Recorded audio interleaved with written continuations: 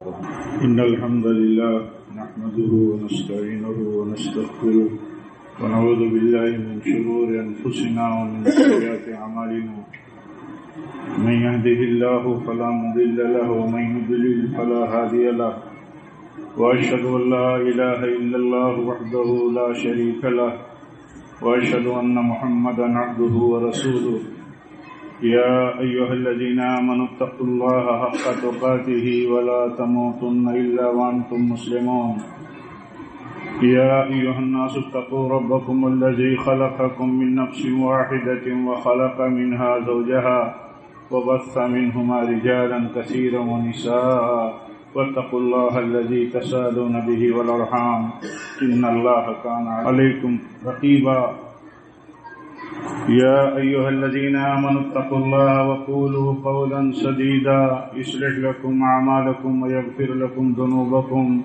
ومن يطع الله ورسوله فقد فاز فوزا عظيما أما بعد فإن خير الحديث كتاب الله وخير الهدي هدي محمد صلى الله عليه وسلم وشر الأمور محدثاتها وكل محدثة بدعة وكل بدعة ضلالة وكل ضلالة في النار أعوذ بالله من الشيطان الرجيم كنتم خير أمة أخرجت للناس ضلعی جمعیت اہل حدیث پال گھر کے امیر محترم فضیلت الشیخ عبدالحکیم عبدالمعبود مدنی حفظہ اللہ اور ضلعی جمعیت اہل حدیث پال گھر کے ناظم محترم فضیلت الشیخ فاروق عمری حفظہ اللہ، جماعت کے فاضل معروف عالم دین فضیلت الشیخ ارشد سکراوی حفظہ اللہ اور دیگر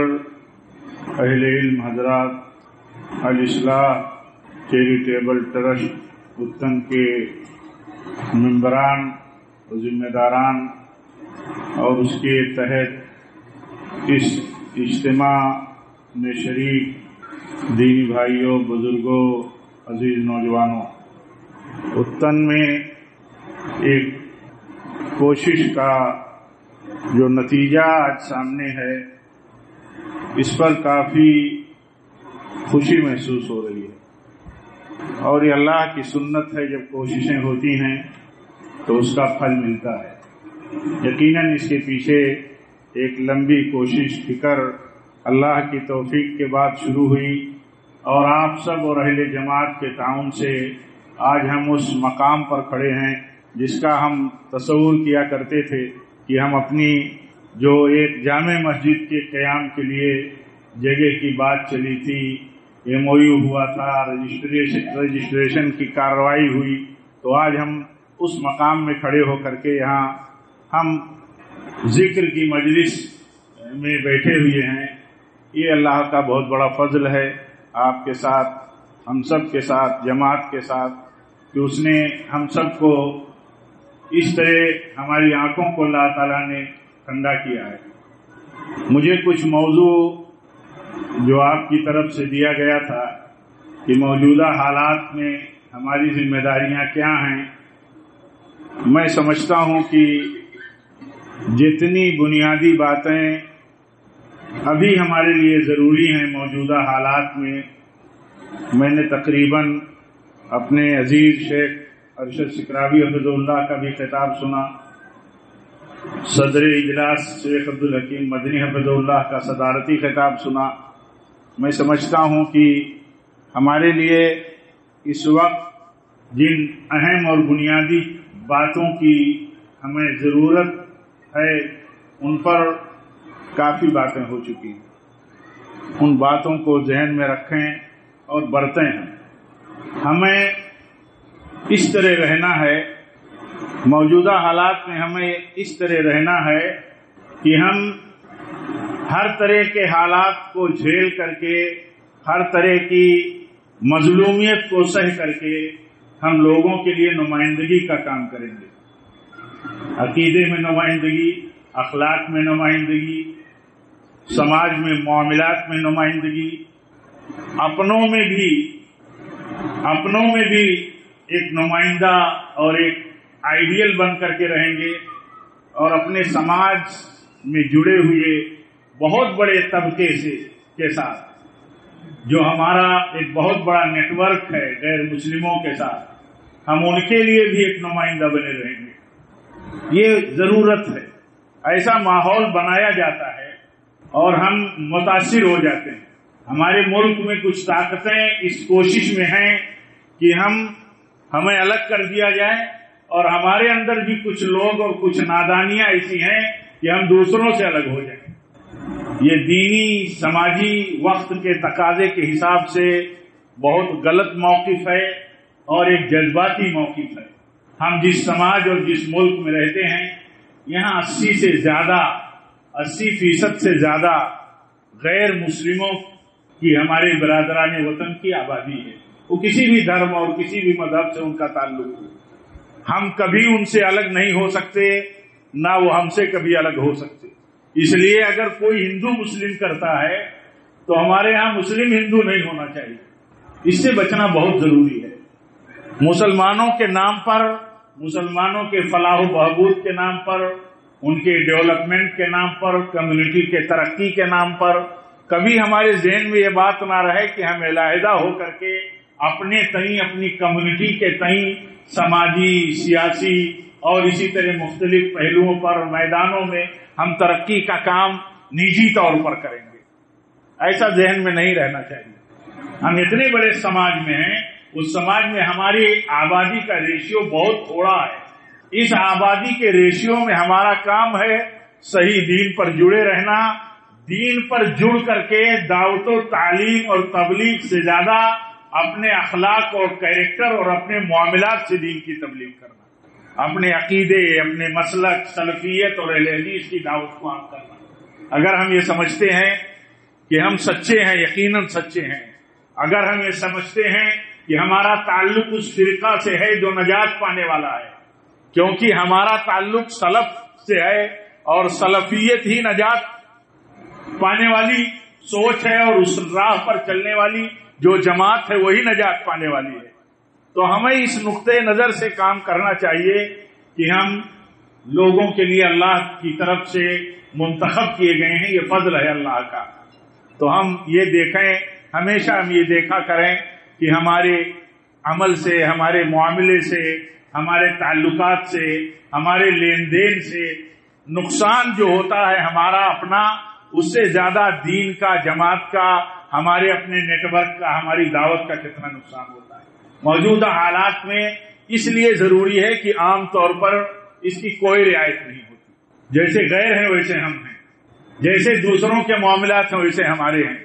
تو یہ ہمارا سوچنا ہونا چاہیے کہ ہم اللہ کی طرف سے منتخب کیے گئے ہیں، ہم لوگوں کے لیے مفید بنیں، نمائندہ بنیں، اور ہم لوگوں کے لیے صحیح میسج ریز کرنے والا بنیں اور صحیح نقطۂ نظر کے ساتھ ہم رہیں۔ ابھی شیخ ذکر کر رہے تھے کہ لوگ آتے تھے اپنے اپنے مسائل اور اپنے اپنے پروفیشن کے حساب سے، لیکن لوگ ان کے معاملات کو دیکھ کر کے پوچھتے تھے کہ آپ کون ہیں۔ یہ معاملہ بڑے بڑے صحابہ کرام کے ہاں خود تھا۔ ایک بڑی تعداد بڑے بڑے صحابہ کرام سے اپنے ساتھیوں کی زندگیوں اور ان کے حالات کو دیکھ کر کے وہ مسلمان ہوئے، اس کی بہت تفصیل ہے۔ تو ہمیں اس طرح زندگی گزارنا چاہیے۔ اس مناسبت پر جہاں بہت ساری باتیں ہوئی، ان میں یہ بات بھی ہوئی ہے، اس پہلو کو ہمیں ہمیشہ دھیان میں رکھنا چاہیے۔ ہماری ذات سے، ہمارے عمل سے، ہمارے عقیدے سے، ہمارے طور طریقے، ہمارے ٹریٹمنٹ سے فائدہ کتنا ہو رہا ہے، نقصان کتنا ہو رہا ہے، اس بات کا خیال رکھنا ضروری ہے۔ اس بات کا خیال رکھنا ضروری ہے کہ ہم بالخصوص ہمارے نوجوان کہیں کسی بھی نازل ہونے والے اور اٹھنے والے فرنٹ سے جلدی سے نہ جڑ جائیں، نہ جوڑ لیں۔ اس کی طرف بھی ہمارے فاضلوں نے اشارہ کیا ہے۔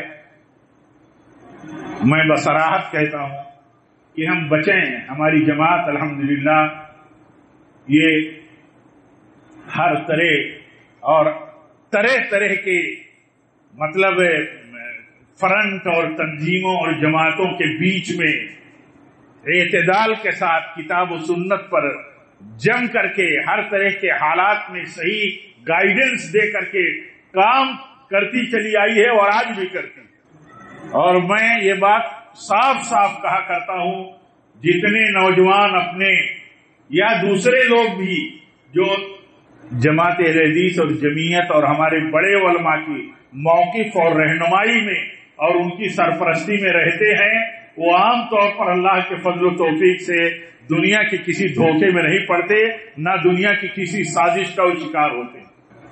बार बार मिसालें देने से अच्छा भी नहीं लगता। देखिए कितने फितने आपने अपने होश में देखे हैं और उतने वो फितने कितनों को शिकार किए हैं, लेकिन अल्लाह के फजल से वही लोग बचे जो मस्जिदों से जुड़े रहे, अपने उलमा से जुड़े रहे, अपनी जमातों से जुड़े रहे, वो सही रहनुमाई उन्हें मिलती रही और बचते रहे। इसलिए इस बात का भी ख्याल रखना जरूरी है। मौजूदा हालात में जैसे लॉन्च होती है कोई तंजीम, कोई पार्टी, कोई फ्रंट, बस दौड़ पड़ते हैं लोग और ये नहीं देखते कि हम आम लोग हैं, हमारे नौजवान तालीम याफ्ता जरूर हैं, लेकिन तजर्बात नहीं है उनके पास, सही रहनुमाई नहीं है उनके पास। तो ऐसे हालात में उनका काम है जुड़े रहें। हमारे बुजुर्गों का, आपका काम है, उलमा अल्लाह के फजल से अपना काम अल्लाह ताला की निजाम के तहत करते रहते हैं और करते रहेंगे कि वो लोगों को आगाह करते रहते हैं। इसलिए आगाह रहना जरूरी है और ये समझना जरूरी है कि किताब और सुन्नत पर जमे रहने से, और ये उस वक्त तक मुमकिन नहीं है जब तक उलमा से आम लोग, नौजवान बिलखुसूस जुड़े ना रहें, तो भटकने से बच नहीं सकते। अल्लाह के नबी सल्लल्लाहु अलैहि वसल्लम ने अपने आखिरी दिनों में उस बीमारी में जिसमें आपकी वफात हो गई, आपने फरमाया लाओ मैं वसीयत तुम्हें लिख दूं, लिख लो वसीयत। आपने कौन सी वसीयत फरमाई थी? आपने फरमाया था कि दीन और दुनिया किसी भी मामले में तुम भटक नहीं सकते अगर किताब और सुन्नत से जुड़े रहोगे। और किताब और सुन्नत से हम कैसे जुड़े रहेंगे? जब अपने उलमा से जुड़े रहेंगे। इसलिए इस बात का ख्याल रखना जरूरी है और इस बात का भी ख्याल रखना जरूरी है मौजूदा हालात में कि हमारी मस्जिदें हो, हम मस्जिदें कायम करें और मस्जिदों से जुड़े रहें। फितनों के हालात में अगर हम ये समझते हैं कि बहुत फितने फैल चुके हैं, तो फितनों के हालात में मस्जिदों से जुड़ना ये फितनों से निकलने का एक बहुत बड़ा रब्बानी जरिया है। जमात से जुड़ जाता है आदमी, उलमा से जुड़ जाता है, मस्जिदों से जुड़ा, उलमा से जुड़ गया। मस्जिदों से जो गाइडेंस और रहनुमाई मिलेगी कहीं और से नहीं मिलेगी। और मोटा सा मसला हमारे ज़हन में है कि अल्लाह ताला ने नबियों का सिलसिला जब बंद किया तो उलमा को नबियों का वारिस बना दिया, और नबियों के वरसा जो हैं ये अपनी आवाम को, कौम को, लोगों को, मुसलमानों को, हत्ता की गैर मुस्लिमों को, सबको हिदायत और रहनुमाई करते रहते हैं और करते रहेंगे। अल्लाह की सुन्नत है। कभी एक बहस में ना आप पड़े जैसे लोग हमारा दिमाग घुमा देना चाहते हैं। उलमा से हमारे शेख अरशद साहब जिक्र कर रहे थे, ये बहुत बड़ी साजिश भी हो सकती है या बहुत बड़ी जहालत भी हो सकती है। दोनों साथों साथ चलती है ये चीजें कि लोगों को उलमा से काट दो, उलमा से दूर कर दो। इसलिए उलमा के खिलाफ बातें भी बहुत की जाती हैं, उससे खबरदार रहने की जरूरत है। समाज में हम रहते हैं, समाज में हम रहते हैं, मुख्तलिफ किस्म के हालात हैं, मुख्तलिफ किस्म के हर समाज में हालात हैं। एक ही मुल्क में बहुत सारे खित्तों के अलग अलग हालात हैं। हर तरह के हालात में अलग अलग रहनुमाइयां हैं, अलग अलग रहनुमाइयां उलमा से मिलती हैं। उलमा अपने मौजूदा हालात में जहां वो बस्ती और अपने वतन में, कौम में रहते हैं, वो बेहतर समझते हैं। अल्लाह ताला की तरफ से उन्हें शरह सद्र होता है, बसीरत अता होती है अल्लाह की तरफ से, क्योंकि अल्लाह ने उन्हें मुंतखब किया है कौम की रहनुमाई के लिए। तो अल्लाह ताला उनके दिलों में सही बसीरत डालता है। हमारा काम है कि अगर हम कहीं किसी भी पहलू से मजलूम हैं तो हमारा यकीन रहे कि अल्लाह मजलूमों के साथ है। हमारा जब ये यकीन है कि अगर एक नॉन मुस्लिम हमारे हाथ से मजलूम बना तो अल्लाह ताला उसकी बद्दुआ हमारे खिलाफ सुनेगा, तो हमारा यकीन कितना बढ़ जाता है کہ ہم اللہ کے بندے ہیں، مومن ہیں، مسلم ہیں، اگر ہم مظلوم ہو گئے تو ہمارا اللہ تعالیٰ ہماری دعائیں کیسے کتنا سنے گا؟ ہم تو یہ مانتے ہیں نا، اللہ کے نبی صلی اللہ علیہ وسلم نے فرمایا مظلوم کی بددعا سے بچنا، مظلوم کی بددعا مت لینا ظلم کر کے۔ کمزور ہوگا کوئی، کسی کا معاملہ ہمارے ہاتھ میں ہوگا، کہیں کوئی کسی اعتبار سے مطلب ہم اس سے کوئی فائدہ اٹھانے کی پوزیشن میں ہوں گے ظلم کر کے، تو اللہ کے نبی صلی اللہ علیہ وسلم فرماتے ہیں مظلوم کی بددعا سے بچنا، چاہے وہ کافر ہی کیوں نہ ہو۔ نان مسلم کی بددعا سے ہمیں بچنے کے لیے خبردار کیا گیا ہے کہ مسلمان بچے۔ تو آپ یہ بتاؤ کہ اگر مسلمان مظلوم ہوگا تو اللہ تعالیٰ اس کی دعا کیسے کتنا سنے گا؟ اس لیے ہر وقت مظلومیت کی بات، ہر وقت مظلومیت کی بات یہ صحیح نہیں ہے۔ جتنے بھی موقع ہمیں میسر ہیں اپنے ملک میں، سماجی سطح پر، سیاسی سطح پر، یہاں کے سمویدھانی سطح پر، یعنی یہاں جو کانسٹیٹیوشن آف انڈیا ہے اس کی بنیاد پر جتنی کچھ ہمارے لیے سہولیات، آسانیاں آج بھی میسر ہیں بہت بڑی ہیں۔ اسے بھی ہمیں اللہ کا بہت بڑا فضل سمجھنا چاہیے۔ یہ کوئی مسلم کنٹری تو ہے نہیں، یہ ایک غیر مسلم ملک ہے۔ ہم ایک بڑی تعداد میں ضرور ہیں لیکن ہمارے مقابل میں بہت بڑی تعداد میں لوگ ہیں۔ اس کے ساتھ یہاں کا جو قانون ہے ہمیں سارے حقوق دیتا ہے۔ ان حقوق کو حاصل کرنے کے لیے ہمیں جذباتی لڑائی لڑنے کی ضرورت نہیں ہے۔ احتجاج کے لیے کوئی آواز دے تو جلدی سے احتجاجی ریلیوں میں پہنچنے کی ضرورت نہیں ہے۔ ہمیں یہ دیکھنا ہے کہ ہمارے لیے مفید ہے کہ نہیں، اور یہ ہمارے لیے کون طے کریں گے؟ ہمارے علماء طے کریں گے، ہماری ملی قیادتیں طے کریں گی۔ ان چیزوں کا ہمیشہ مطلب ان چیزوں کا ہمیشہ دھیان رکھنے کی ضرورت ہے، بالخصوص نوجوانوں کو جو یہ باتیں سنتے ہیں یہاں، یا موجودہ جو ذریعہ ہے اس ذریعے سے جب سنتے ہیں تو انہیں دھیان دینا چاہیے کہ ہم کیا کر رہے ہیں، کیا نہیں کر رہے ہیں۔ اور روز سبق، ایسے بھی روز سبق قدرتی طور پر ملتا رہتا ہے۔ سبق حاصل کرنے والے اگر سبق حاصل کر لیتے ہیں تو بہت بہتر ہوتا ہے، ورنہ انہیں سبق یاد بھی دلایا جاتا ہے، پڑھایا بھی جاتا ہے کہ پڑھو، سیکھو، دیکھو، سمجھنے کی ضرورت ہے۔ تو ان ساری چیزوں پر دھیان دینے کی ضرورت ہے۔ ہمارے ہاں اس بات کا دھیان زیادہ دینے کی ضرورت ہے کہ ہم اپنے لوگ بہتر ہوں، ہمارے نوجوان بہتر ہوں۔ نوجوانوں کو جوڑنے کی ضرورت ہے۔ نوجوان ہمارا جڑا رہا تو ایک نمائندہ ایسے ہی بنا رہے گا، ایک مکتب فکر اور ایک نظریے کا اور کامیاب اور اللہ تعالی کی طرف سے منصور جماعت کے حاملین کا جب گروہ ایک سماج میں، ہم مان لیجئے یہاں اتن میں ہے، ہمارا کردار اور کیریکٹر سب سے ممتاز ہونا چاہیے۔ اگر ہم یہ کہتے ہیں کہ ہم ممتاز ہیں، نبی صلی اللہ علیہ وسلم کی پوری امت میں عقیدے کے اعتبار سے، معاملات کے اعتبار سے، ایک ایک سنت اور ایک ایک طریقے کے فکر مند ہونے کے اعتبار سے، اور ہم یہ کہتے ہیں یقیناً دلیل سے اور دل کی گہرائی سے اور علم کے ساتھ کہ یہی جماعت نجات پانے والی جماعت ہے، تو اس کا امتیاز بھی سب سے بڑا ہونا چاہیے۔ شیخ میں نے کہیں سنا تھا کسی بزرگ عالم دین سے کہ مولانا علامہ عبدالجلیل صاحب الردی رحمۃ اللہ علیہ کے شاگرد جب اس علاقے میں نکلتے تھے تو غیر کہتے تھے کہ یہ اہل حدیث ہیں، یہ اہل حدیث ہیں، یہ تمباکو اور بیڑی بھی نہیں استعمال کرتے۔ یہ پہچان، یہ اس طرح کی پہچان کے ساتھ ہمیں زندگی گزارنی چاہیے۔ جب اپنے آپ کو اتنی بڑی آبادی میں اور اتنی بڑی کمیونٹی کی مطلب بھیڑ میں ایک چھوٹی تعداد میں ہے تو ہماری پہچان بھی اسی طرح رہنی چاہیے جس طرح ہماری دعوے داری ہے۔ اللہ تعالی ہم سب کو توفیق دے۔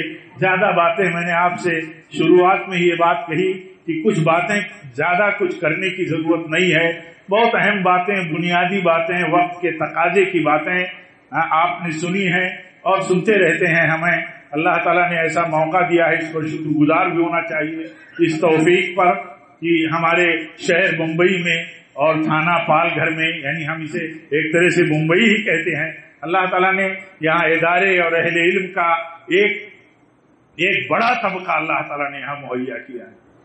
تو یہ ہمارے لیے بہت بڑی سعادت کی بات ہے. ہاں، فکر کرنے کی ضرورت ہے، اللہ سے توفیق مانگنے کی ضرورت ہے، ان سے علم حاصل کریں، ان کے ساتھ جڑے رہیں، اور ان پر مشتمل جو جماعت ہے اس جماعت کے ساتھ جڑے رہیں تاکہ ہر طرح کے حالات میں ہم صحیح رہنمائی میں چل سکیں. یہ فکر ہو. اللہ تعالی ہم سب کو توفیق دے. رب العالمین ہمارے شیخ دعا کر رہے تھے کہ اپنے صدارتی کلمات میں کہ اللہ تعالی یہاں مسجد کے خواب کو اللہ تعالی ایک جلد شرمندہ تعبیر کرے. اللہ تعالیٰ سے کیا بعید ہے. انشاءاللہ جیسے آج ہم اس مرحلے میں ہیں، کل تھوڑے دنوں کے بعد ایک الگ مرحلے میں انشاءاللہ ہوں گے. سب کو کوشش کی، فکر کی ضرورت ہے. اللہ تعالیٰ توفیق دے. رب العالمین ہم سب کی یہاں آمد کو، حاضری کو اور اس تعلق کو اللہ تعالیٰ ہمارے اور مضبوط فرمائے. رب العالمین جب تک ہم زندہ رہیں سنت پر رہیں، سنت رسول پر رہیں، اور جب بھی ہم مریں یعنی ہماری موت ہو تو نبی صلی اللہ علیہ وسلم کی سنت پر ہو، کیونکہ سنت ہی اسلام ہے. کیونکہ سنت ہی اسلام ہے. جو زندہ رہا سنت پر تو گویا وہ اسلام پر رہا، اور جو مرا سنت پر تو گویا وہ اصل اسلام پر مرا. اللہ تعالی ہمیں یہ سمجھنے کی توفیق دے، اور اللہ تعالی اس سمجھ کے مطابق ہمیں زندگی گزارنے کی توفیق دے.